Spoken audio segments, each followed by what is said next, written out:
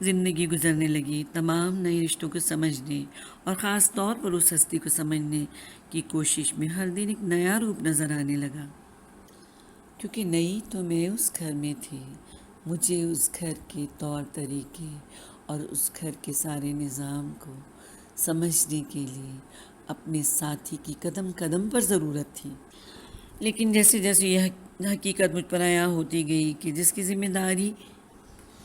ہے وہی سب سے زیادہ غیر ذمہ دار ہے، چند دنوں میں یہ تو مجھے اندازہ ہو گیا گھر کے حالات دیکھ کر اور ان کی گفتگو سن کر کہ جو کاروبار اور ظاہری عمارت دکھانے کی کوشش کی وہ سراسر جھوٹ ہے، اور دماغ پھر بھی اس عمارت کے گھمنڈ سے نہ نکلنے پایا، کیونکہ جو کاروبار تھے ہوں گے کبھی مجھے نہیں پتا، وہ سب تباہ ہو چکے تھے۔ جس گھر میں ہم تھے وہ گھر دیور کا تھا، بچوں کو اسکولوں سے اٹھوا لیا گیا تھا، کیونکہ کمائی کا کوئی وہ ذریعہ تھا نہیں ایسا جس شان و شوکت سے رہتے تھے، لیکن دل و دماغ ابھی وہیں اڑے ہوئے تھے، یہ سب ماننے کو تیار نہ تھے۔ اس کی وجہ سے بلا وجہ دوستوں کے بارے میں غلط رائے قائم کر لینا، توہین آمیز الفاظ استعمال کرنا، دوسروں کو کمتر سمجھنا اور چھچورے مذاق بلا وجہ میں دوسروں کو بالکل ہی ٹٹپونجیا سمجھنا، حسد، پیسہ، تکبر نے کسی رشتے کو بننے نہ دیا۔ غصے کی انتہائی تیزی تھی طبیعت میں، اور اکثر بھائیوں میں لڑائی ہوتی رہتی تھی پیسوں کی وجہ سے۔ اکثر ہی میری اور حمزہ کی ان باتوں پر ٹھیک ٹھاک نوک جھونک ہوتی، کیونکہ بہت ہی جلد حقیقت کھلنا شروع ہو گئی۔ ہر وقت موبائل پر کسی کے ساتھ انگیج رہنا، اخلاق سے گری ہوئی گفتگو لوگوں کے ساتھ کرنا، گندی زبان استعمال کرنا لوگوں کے لیے میں بار بار ٹوکتی۔ اس دوران میری ڈلیوری کے دن قریب آتے چلے گئے، اور سنا اس دن کیا ہوا۔ میری چھوٹی بہن کی شادی، اور اچانک اس کی چور مہندی جسے کہتے ہیں، بس جیسی رسمیں ہیں لوگوں کی دنیا میں، مطلب اس کے ساتھ انسان ان میں انوالو ہوتا ہے، پتہ اس وقت لگتا ہے کہ اس کے کیا نتائج ہیں، لیکن اچانک جیسے وہ چور مہندی آ گئی اور شادی ظاہر خوشی کا موقع، خوشی کا ٹائم، اور پھر مہندیوں میں تو ہمارے معاشرے کے حساب سے ہوتا ہی ایسا ہے کہ بھئی اس ٹائپ کے گانے بنائے جاتے ہیں، اس ٹائپ کے گانے ہوتے ہیں جو ایک دوسرے کا مذاق اڑایا جاتا ہے۔ بہرحال اسی ابھی شور اور کہکہوں میں اور گانوں کے شور میں ایک دم لڑائی کی آواز آئی، جب اس نے دیکھا کہ حمزہ نے اس کی بہن کے ساتھ مذاق میں چکس پہ ہاتھ لگا کر اس کے بات کی۔ پھر کیا ہونا تھا، دے لڑائی مار کٹائی۔ ابھی آپ سوچو کہ میں کس کنڈیشن میں تھی اس وقت، اور میرے ماں باپ، چھوٹی بہن کی شادی، اس کا بھی سسرال، سارے لوگ، سارے مہمانوں کے سامنے ایسی گفتگو، وہ گندی زبان اور مار کٹائی۔ ماں باپ کا کیا حال تھا اس وقت یہ میں سمجھ سکتی تھی۔ تمہیں اندازہ نہیں کہ ابو کس کرب سے گزر رہے تھے، اور ادھر چھوٹی بہن کی شادی کہ سسرال والے بھی اس کے سارے موجود تھے۔ اب کیسے کیا کیا میں نہیں سمجھی، میں تو ایک دم بس پریشان ہو گئی، مجھے نہیں پتا کہ سب کیسے سیٹ ہوا۔ پھر کس طرح بڑوں نے یا کس طرح کزنز نے سب نے مل کر آپس میں اس معاملے کو ٹھنڈا کیا، لیکن اس معاملے کے اثرات کہاں تک پہنچے یہ تو آگے آگے پتہ چلتا ہے انسان کو کہ کیا ہوتا ہے۔ اور پھر ایک روپ نظر آ گیا سب کو کہ ہم کس خصلت، کس عادت کے مالک ہیں، ہم کہاں تک جا سکتے ہیں اپنی ان اوچھی حرکتوں سے، اپنی اس بے جا رویوں سے۔ ہم اپنا امیج کیا بنا لیتے ہیں اندازہ نہیں ہوتا ہمیں، ہوتا تو لازمی ہوگا لیکن عادت نہیں چھوڑنی۔ جب عادت میں آپ کے تکبر آ جائیں، آپ کو لگے کہ آپ ہی سب کچھ صحیح کر رہے ہو، جب آپ اپنی غلطی کو مانو ہی نہ، غلطی کو غلطی سمجھو ہی نہ، تو درست کیسے ہو سکتی ہے۔ بہرحال اب تو تھا جو بھی، ہم ساتھی تھے، زندگی تو گزارنی تھی، اور اتنی زیادہ پریشانی ماں باپ کے سامنے بھی ظاہر نہیں کرنی تھی۔ جیسے تیسے کچھ چیزیں ہضم انسان کرتا ہے یا کرنی پڑتی ہیں یا ہو جاتی ہیں۔ اب حمزہ کی شخصیت کھل کر سب کے سامنے آ گئی، لیکن پھر وہی کہ ایک اچھی امید پر کہ کوئی مسئلہ نہیں، اللہ تعالیٰ صحیح کرے گا، انشاءاللہ سب صحیح ہو جائے گا، وہی بات۔ اور یوں چند دنوں کے بعد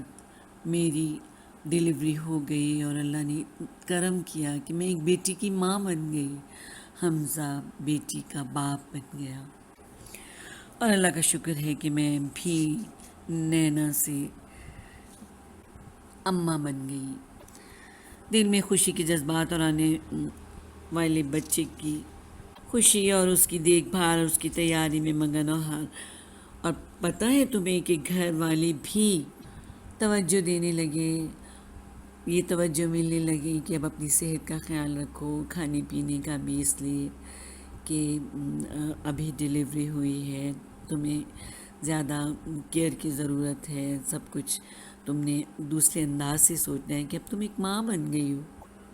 اور تمہیں بچے کو بھی دیکھنا ہے، اس کی صحت کے لیے تمہیں اپنی صحت کا زیادہ خیال رکھنا ہے۔ ٹھیک ہے، یہ والدین زیادہ توجہ دیتے ہیں، بہت زیادہ، بہن بھائی بھی، لیکن سسرال میں جو ساس تھیں، جو نندیں تھیں، وہ لوگ بھی احساس کر رہے تھے،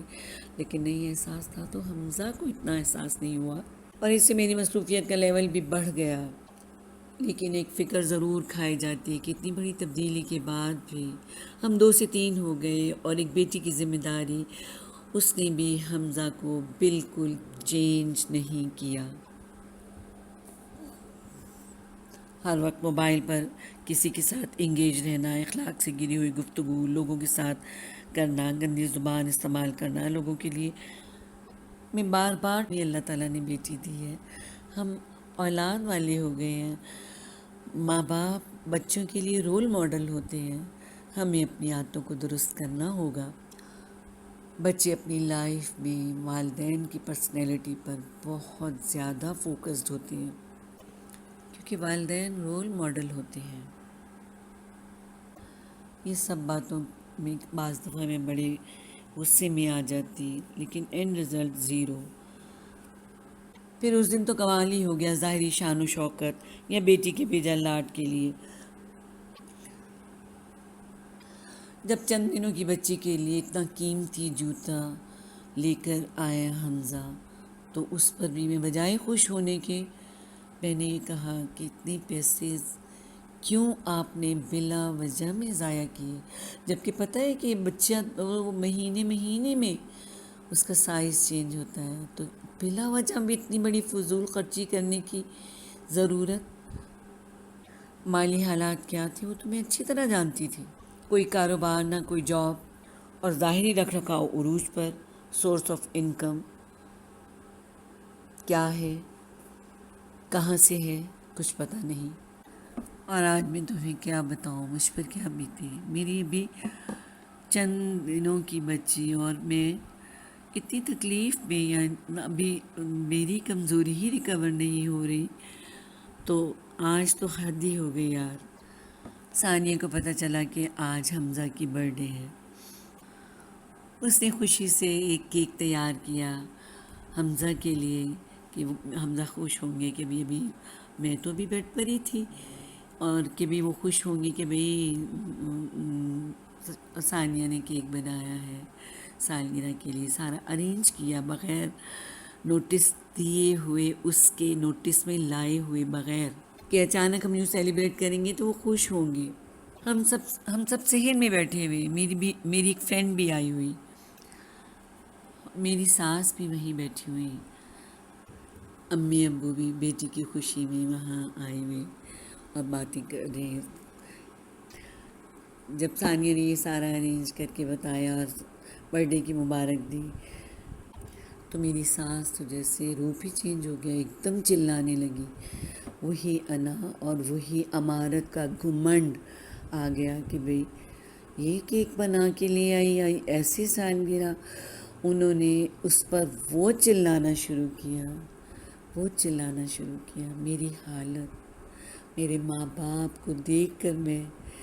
کہ کس طرح وہ پریشان اور کیسے وہ ذلت آمیز رویے ان کے دیکھ رہے ہیں، کس طرح حمزہ نے بولنا شروع کر دیا، بدتمیزی شروع کر دی، کس طرح میری ساس نے بولنا شروع کر دیا، کیسے ان کو ذلیل کرنا شروع کر دیا، کیسے سالگرہ ہوتی ہیں اس طرح. کچھ نہ پوچھو یار، میں کیا بتاؤں آگے میری کیا حالت ہوئی. یعنی والدین کے لیے تکلیف سہنا کتنا مشکل ہے کہ ان کے سامنے ان کی بیٹی کو اس طرح ذلیل کیا جا رہا ہے جو کس کنڈیشن میں ہے ابھی. اور بیٹی کے لیے والدین کی یہ ذلت برداشت کرنا کتنا مشکل ہے. لیکن اللہ تعالیٰ انسان کو یہ ہمت دیتا ہے کہ یہ سب سہ کر بھی دوبارہ ان رشتوں کو کنٹینیو رکھتا ہے انسان. اصل میں انسان کو اندازے ہی بعد میں ہوتے ہیں کہ زندگی کتنی روپ بدلتی ہے. آگے انشاءاللہ میں پھر بتاؤں گی.